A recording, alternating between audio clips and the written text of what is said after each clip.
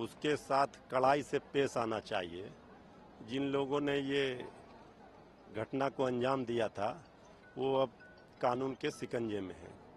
कानून का हाथ बहुत लंबे और लोग चाहे जो भी चाहें, वो चाहे किसी भी तरह के बड़े से बड़े संरक्षण में रहे, लेकिन कानून के शिकंजे में आने के बाद कानून का जब डंडा चलता है ऐसे लोगों पर, तब फिर वो भूल जाते हैं अपराध करना। संसद का सत्र वो 22 जुलाई शुरू हुआ और 23 जुलाई को केंद्रीय बजट वो पेश किया। देखिए, संसद का सत्र शुरू होगा 23 जुलाई को बजट पेश होगा। इस बजट में गरीबों को क्या राहत मिलेगा, आम लोगों को क्या राहत होगा, क्योंकि सबको पता है अब तो चुनाव संपन्न हो गए। आदरणीय मोदी जी सरकार भी उन्होंने बना लिया कि अब क्या है बजट, उनका प्लान आम लोगों के लिए, गरीबों किसानों के लिए ये देखना होगा, क्योंकि अभी तक तो 10 वर्षों में उन्होंने निराशा ही किया। राहुल गांधी ये वो अगले सप्ताह मणिपुर का दौरा करेंगे, जिस तरीके से वहाँ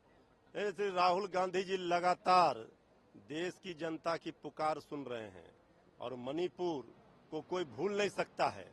इस देश में जिस तरह से मणिपुर में घटना घटी, इस घटना को कोई भूल नहीं सकता है। भले ही आदरणीय प्रधानमंत्री जी इस पर चुप हों, इसको भूल गए हों, लेकिन श्री राहुल गांधी जी जा रहे हैं मणिपुर में और इस मुद्दे को लेकर के सरकार को कटघरे में उन्होंने अपने भाषण में भी लोकसभा में टेलर राहुल गांधी जी ने दिखा दिया था। और जब सत्र शुरू होगा इसके बाद राहुल गांधी जी सरकार के को घेरने का काम फिर करेंगे। पी चिदम्बरम ने कहा कि जो 3 आपराधिक कानून है उसके लिए विधि आयोग को नजरअंदाज किया गया। निश्चित रूप से ये तो पुलिसिया राज कायम करने के लिए ये कानून बनाया गया है और जो विधि आयोग है उनको भी नजरअंदाज किया गया है। ये पी चिदम्बरम जी सीनियर लीडर रहे हैं और उनको ये अनुभव है सरकार में लंबे समय तक रहने का।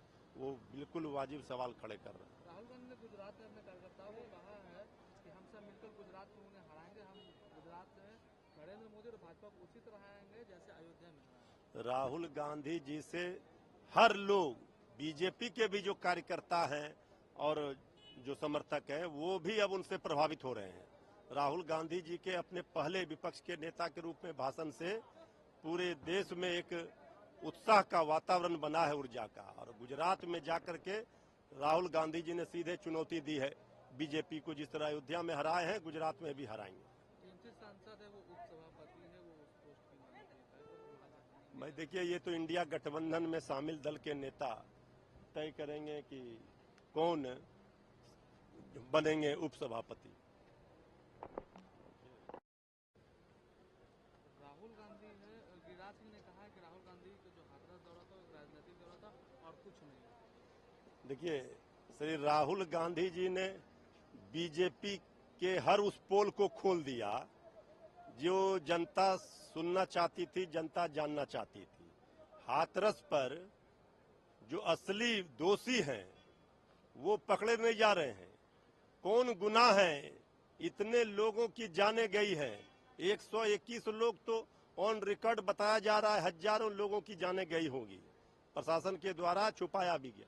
लेकिन इस चीज को कि ऐसे आयोजनों में सीधे तौर पर शासन प्रशासन का फेल्योर है और मौत का आंकड़ा निश्चित रूप से बढ़ा होगा, लेकिन इतने लोगों के 121 लोगों की जान जाने के बाद भी अगर सरकार में बैठे लोग संवेदनहीनता की प्रकाष्ठा पार कर रहे हैं तो फिर इस पर कुछ नहीं कहना है। आदरणीय प्रधानमंत्री जी को जाना चाहिए, वो नहीं गए।